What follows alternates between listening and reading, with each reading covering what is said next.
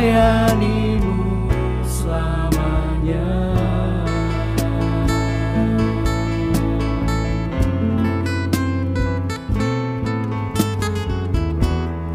Shalom Bapak Ibu. Shalom. Ada sukacita?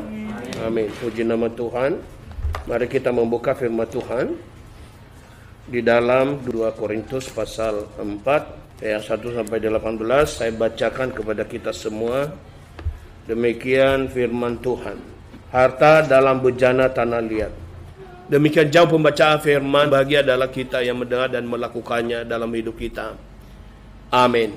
Haleluya. Jemaat yang dikasihi oleh Tuhan Yesus, minggu lalu kita mendengarkan seri khotbah lebih baik beriman daripada dari beragama. Lebih baik beriman dari beragama.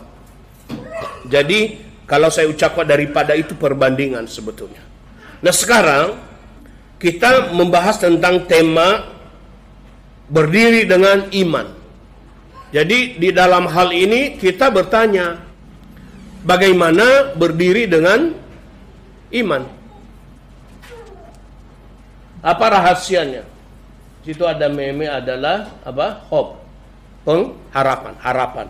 Jadi kenapa hope itu? Ini menggambarkan tangan Tuhan yang dimana memberikan pertumbuhan kepada kita. Mari kita lihat satu persatu bagaimana rahasianya kita berdiri dengan iman. Ya, kita tidak pernah boleh mengatakan aku kuat, aku beriman, aku hebat, aku luar biasa, aku teguh imannya, tapi tidak pernah mau melayani Tuhan melalui sesama. Langkah pertama untuk berdiri kokoh dengan iman itu adalah di dalam perikop ini, di dalam pasal ini, Paulus yang adalah rasul yang telah menerima panggilan pelayanan itu, dia memberikan kepada kita beberapa poin. Nah, poin pertama yang disampaikan, yang saya tangkap secara pribadi sebagai hamba Tuhan, yang coba saya ambil dari perkataan dari Paulus. Karena kenapa dari perkataan Paulus ini penting? Ini adalah wahyu yang dia terima dari Yesus Kristus, dari Yesus Hamasya, yang dia alami juga dan dipraktekkan di dalam hidupnya dengan sungguh-sungguh. Maka poin yang pertama saya dapat di situ adalah melayani Tuhan Yesus melalui siapa? Ya, jadi jangan pernah bilang aku melayani Tuhan tapi enggan bersama dengan sesama, enggan bersama dalam persekutuan. Kita layani hanya orang yang sama dengan kita saja, yang cocok dengan kita, yang sefaham dengan kita, yang mendukung kita, yang segala sesuatu mengiyakan kita. Nah, bisa seperti itu. Jadi kalau dia berkatakan melayani Tuhan, melayani Adonai Yesus melalui sesama manusia, dia berbicara sesama manusia itu tidak membedakan itu suku, agamanya, warna kulitnya, tingkat pendidikannya, tingkat ekonominya, sosialnya, intelektualnya, jabatan pangkatnya, nggak membedakan itu. Dan itu Paulus, Rasul Paulus yang sangat hebat itu cuma memberikan keteladanan kepada kita. Dia melayani Tuhan yang kita sembah itu dengan sungguh-sungguh melalui sesama manusia. Di ayat 1 nampak sekali, jelas sekali apa yang dikatakan oleh Rasul Paulus. Sebab itu kami tidak tawar hati ketika menerima pelayanan ini, oleh karena kami telah beroleh rahmat. Nah, disinilah timbul keikhlasan dari Paulus bahwa dia melayani Tuhan melalui sesama itu oleh karena itu adalah rahmat Elohim kepada dia. Itu adalah rahmat anugerah. Karena sesungguhnya Paulus adalah tidak mau melayani Tuhan Yesus. Bahkan dia memusuhi Yesus. Bahkan dia membuktikan itu dengan mencoba mencari orang-orang yang percaya kepada Yesus, pengikut-pengikut Yesus Kristus, dia coba kejar. Itulah sebabnya dia pergi ke Tamsis pada saat itu, Damsik. Dia pergi dan dalam perjalanan ke Damsik itu dia ditangkap oleh anugerah itu. Nah di situ dia melihat bahwa ternyata sebab itu kami tidak tawar hati ketika menerima pelayanan ini, oleh karena kami telah beroleh rahmat. Ini kan, coba perhatikan kalimat, sebab kami tidak tawar hati ketika menerima pelayanan ini. Artinya di balik ini sesungguhnya Paulus menyadari betul bahwa pelayanan ini sangat berat, sangat sulit, sangat sukar, banyak tantangan, banyak cobaan, banyak pergumulan, ada kekurangan di sana sini, dan nanti akan dia jabarkan itu apa-apa saja. Jadi Paulus mengatakan hal yang ini luar biasa. Maka ayat 2 dia coba membandingkan, oleh karena kami sudah menerima pelayanan ini dengan penuh rahmat, maka sebaliknya, itu di balik ini semua, walaupun banyak tantangan, banyak persoalan, banyak kelemahan, kekurangan, ada himpitan, ada kesukaran, tapi sebaliknya, ayat 2 dikatakan, kita baca bersama-sama, 3, 2, 1. Sebaliknya, kami telah meninggalkan hal-hal yang tersembunyi, yang memalukan, dengan tidak berjalan dalam kelicikan, dan dengan tidak menyelewengkan firman Elohim, kecuali dengan penyataan kebenaran, seraya menyerahkan diri kami sendiri kepada setiap hati nurani manusia di hadapan. Amin. Sebaliknya, kata Paulus, dan justru pelayanan yang diterima dengan penuh rahmat ini, kami, Paulus katakan, kami hamba Tuhan, kami Rasul Yesus Kristus, kami orang percaya kepada Yesus, sebaliknya meninggalkan hal-hal yang tersembunyi. Hal-hal yang tersembunyi, apa itu hal-hal yang tersembunyi? Tidak bisa dilihat oleh manusia, hanya Tuhan yang tahu, dan kita sendiri yang tahu, dan iblis juga tahu. Apa itu? Dosa. Maka semua pelanggaran dosa, dia katakan, ditinggalkan. Makanya dia bilang yang tersembunyi, yang memalukan. Dosa itu memalukan. Ketika Adam dan Hawa jatuh di dalam dosa, melanggar perintah, menyeleweng, meleset dari sasaran, dari kehendak Tuhan, maka yang pertama mereka alami adalah malu. Dan setelah itu tinggalkan itu, lalu kemudian tidak boleh melakukan kelicikan. Yang kedua akan diperlengkapi dengan memiliki kuasa yang berasal dari Elohim, dari Tuhan. Maka jangan melayani sesama itu mengandalkan diri sendiri, mengandalkan kepintaran, mengandalkan pengalaman, mengandalkan segala apa yang ada padanya, tetapi tidak semata-mata seperti itu. Andalkan kuasa daripada Tuhan, supaya ketika ada persoalan, kita ada pergumulan, ada kekurangan kita, dia berikan kepada kita kuasa untuk menerima hikmat, dan kita tahu bagaimana harus berbuat apa. Nah, di dalam memiliki kuasa itu ada beberapa poin yang penting. Nah, ini penting ini. Ini ayatnya di atas. Kita baca dulu. Memberitakan Injil, kabar baik. Nanti saya akan jelaskan berdasarkan bahasa aslinya. Namun jika Injil kami masih terselubung juga, dia terselubung bagi mereka yang sedang binasa. Ayat 4, yang diantara mereka ilah zaman ini telah membuktakan akal mereka yang tidak percaya, sehingga terang Injil kemuliaan Kristus Hamasia, yang adalah gambar Elohim, tidak menyinari mereka. Apa sih Injil itu? Injil itu artinya apa? Kara basrat. Kara basrat ini artinya apa? Ini. Ve'im gam basrantenu masre al panaiha al panaiha hamasre hu rak. Ini berbicara hu dia di situ. Hu adalah Tuhan. Lalu kemudian rak ini dosa. Jadi Tuhan itu tersembunyi bagi orang berdosa. Tuhan itu tidak bisa dilihat oleh orang berdosa.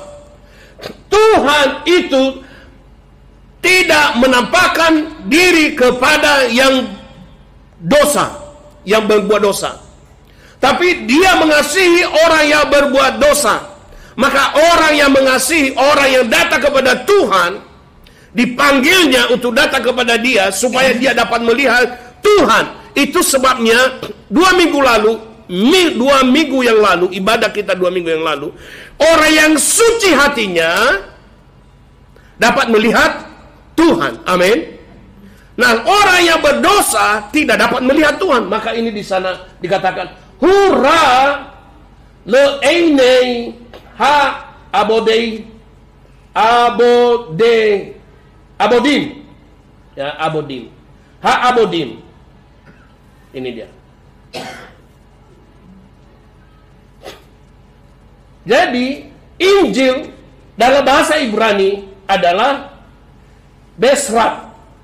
Artinya apa?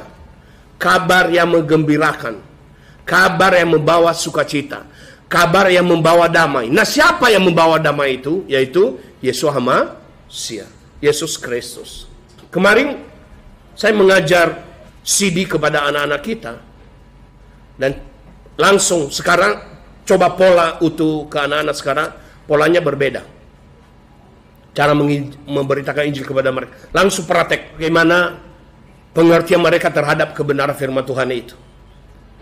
Jadi melayani sesama harus didasarkan 4. Mengasihi Yahweh dengan segenap hati, segenap jiwa, segenap akal, budi. Diwujudkan dengan mengasihi sesama. Nah, saya ulangi sekali lagi. Vo'im gam besratenu Masrea al pandaiha has hamasre hurak le'einei ha of din.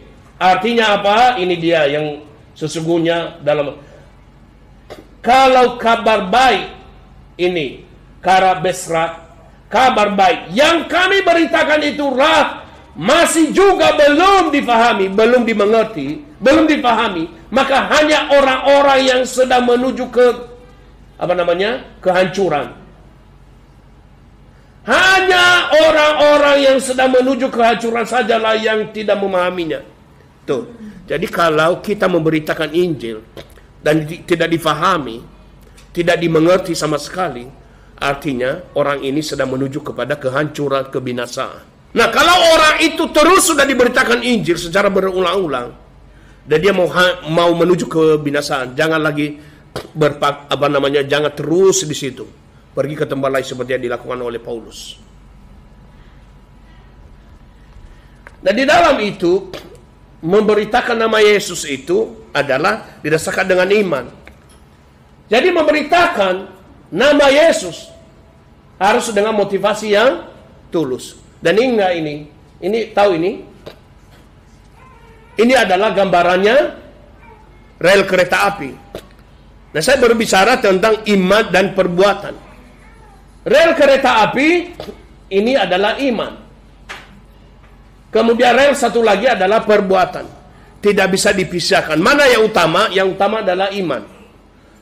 Tapi bukan berarti diabaikan perbuatan. Urutan itu harus ada. Nah, iman, apa itu iman? Kalau kita udah sadar aku beriman, lalu kita melakukan perbuatan, dengan begitu kita lihat di dalam antar jemaat dengan jemaat, ada yang membutuhkan, dia butuhkan ini ternyata ya, tapi aku mampu memberikan ini, ya udahlah saya beri. Itu perbuatan iman. Amin. Makanya kita kan sudah belajar tentang memberi dengan beras segegam. Oke, kita lanjut. Nah, iman itu dan perbuatan seperti rel kereta api yang tidak bisa dipisahkan. Dia akan berjalan sampai kepada tujuan. Tapi lokomotifnya siapa? Lokomotifnya adalah Tuhan Adonai Yesus Hamasiah. Dia sebagai masinisnya yang mengendarai, yang membawa kita. Tapi kita tidak boleh lepas dari rel. Kalau kita lepas dari rel, maka iman hancur, perbuatan pun hancur. Itu. Sebab kami tidak memberitakan diri kami sendiri, melainkan Hamasya Yesua sebagai Tuhan. Dan diri kami sendiri adalah hamba kamu karena Yesua. Jadi aku sebagai hamba dari jemaat karena Yesua. Sebab Elohimlah yang berfirman, dari kegelapan terbitlah terang. Dia yang telah bersinar di dalam hati kita demi pencerahan pengetahuan tentang kemuliaan Elohim yang ada pada wajah Yesua Hamasya. Kenapa ini? Ini hati-hati. Ada dua jalan di sini yang perlu kita cermati, bijaksana. Kita mau arahnya kemana? Mau ke kiri atau ke kanan? Kalau ke kiri arahnya ke dunia. Kalau ke kanan arahnya ke kemuliaan. Di dunia ini ada dua jalan yang dipilih. Dan kadang pilihan yang di dunia ini mulus kelihatannya. Lebar. Semua lancar. Tapi ujungnya adalah mau. Nah, yang di dalam Tuhan itu kelihatannya agak sulit, tapi ujungnya kebahagiaan. Amin. Itu. Yang ketiga di sini. Kita baca bersama-sama nomor 3 ini. 3, 2, 1. Menjadi terang bagi dunia yang gelap ini, agar memiliki harta yang kekal. Coba perhatikan kata agar. Agar. Itu adalah sambungan. Penghubung. Yang menyambungkan. Jadi kita menjadi terang bagi dunia yang gelap ini. Tujuannya apa? Agar atau supaya dunia ini yang gelap ini mendapatkan rahmat, dan dengan demikian mereka memiliki harta yang kekal. Amin.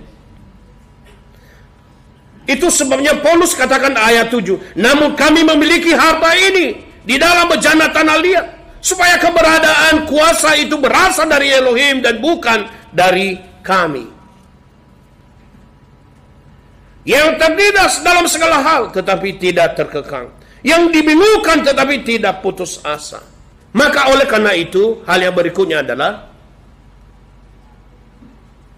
kita harus hidup di dalam persekutuan, saling menguatkan. Yang berikut, kita harus memiliki roh iman yang sama. Memiliki roh iman yang sama. Ayat 11. Sebab kami masih hidup ini terus menerus diserahkan kepada kematian karena Yesua, supaya hidup Yesua juga dapat dinyatakan dalam tubuh kami yang fana ini. Itu, dalam tubuh kami yang fana ini. Sehingga maut, sehingga maut di satu sisi bekerja di dalam kami. Jadi maut itu bekerja untuk menarik kita terus menerus, supaya kita lupa kepada Tuhan, supaya kita sepelekan Tuhan. Di sisi lain hidup di dalam kamu. Jadi orang percaya itu dia ada di tengah-tengah. Hubungan dengan Tuhan, hubungan dengan dunia. Itu makanya kita ini disebut sebagai basrat, pembawa kabar baik. Menarik orang yang ditarik ini kepada Kristus, dan pergunakan kuasa roh iman. Ayat berikutnya dikatakan apa? Namun dengan memiliki roh iman yang sama, sesuai dengan apa yang telah tertulis, aku percaya, karena itu aku berkata-kata. Kami juga percaya, karena itu pula kami berkata-kata. Dengan mengetahui bahwa Dia yang telah membangkitkan Tuhan Yesua, Dia juga akan membangkitkan kita melalui siapa? Yesua Hamasya, dan akan berhadapan bersama dengan kamu. Yang berikutnya, saudara-saudara, yang keempat adalah menghasilkan kelimpahan yang sempurna. Saya selalu mengatakan kelimpahan ini Selalu dua. Sama, karena iman dengan perbuatan. Selalu.